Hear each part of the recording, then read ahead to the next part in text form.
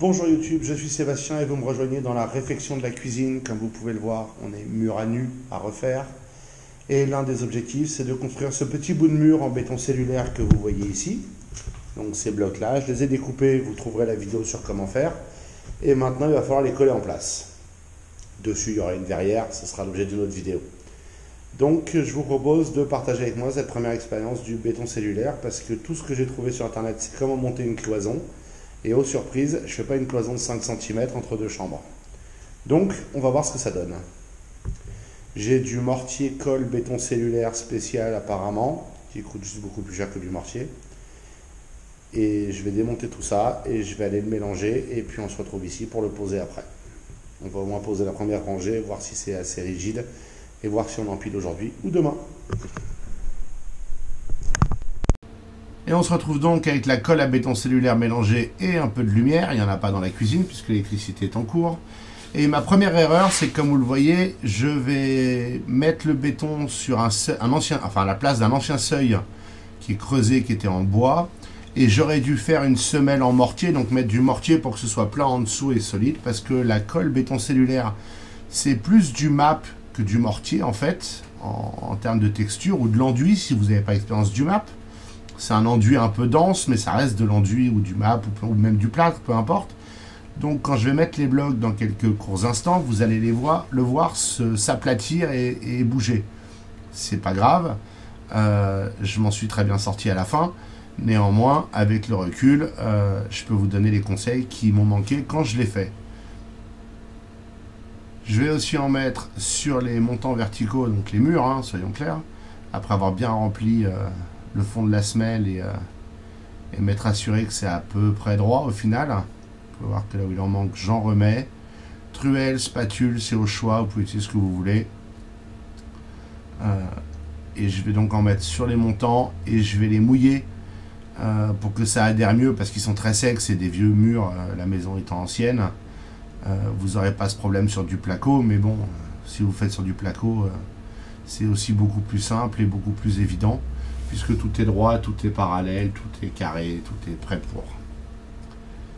Donc je vais en mettre assez haut pour que ça fasse une couche d'adhésion pour les côtés, les extrémités, les bouts des morceaux que je vais coller, que vous m'avez vu couper dans une autre vidéo.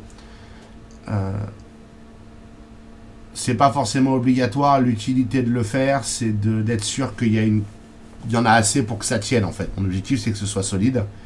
Et pas juste décoratif, même si on va pas fixer grand chose de très lourd dessus, au mieux des rails Ikea, mais par principe, je veux que ce soit solide.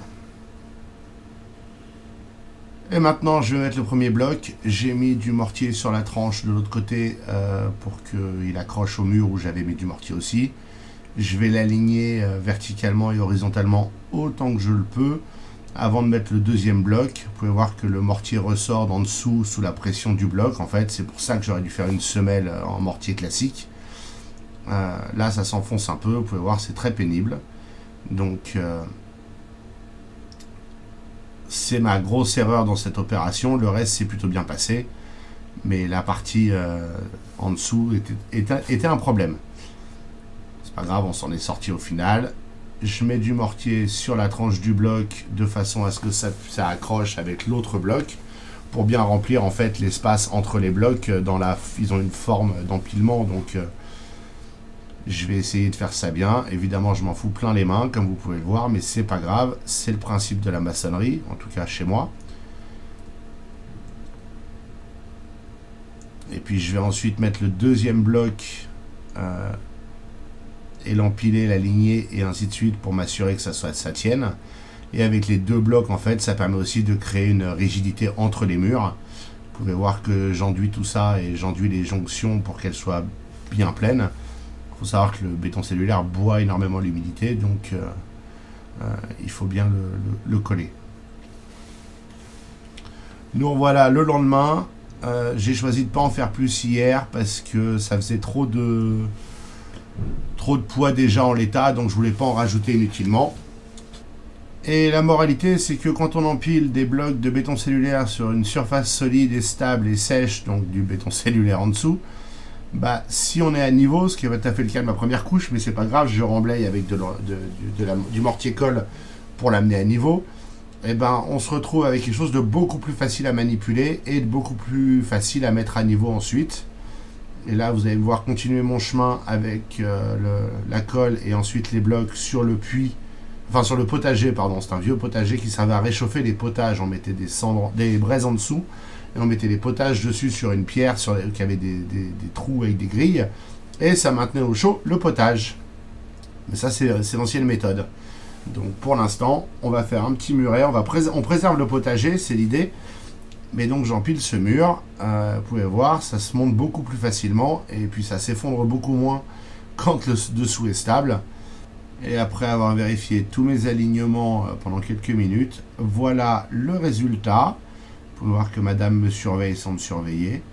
Et voilà mon muret monté. Je vais maintenant le laisser sécher, et comme c'était il y a quelques temps maintenant, je peux vous dire qu'il est parfaitement solide. C'est juste très pénible quand vous voudrez l'enduire, parce que ça va boire tout l'enduit, donc il faut mouiller le béton cellulaire d'abord, avant de mettre l'enduit dessus. Et puis sinon, tout se passe très normalement, et ça fait un mur qui est solide à la fin. Je vous remercie d'avoir suivi cette vidéo, j'espère qu'elle vous aura intéressé et vous aura été utile. Si c'est le cas, pensez à vous abonner et à la liker. Et puis si vous avez des questions et des remarques, les commentaires sont là pour ça.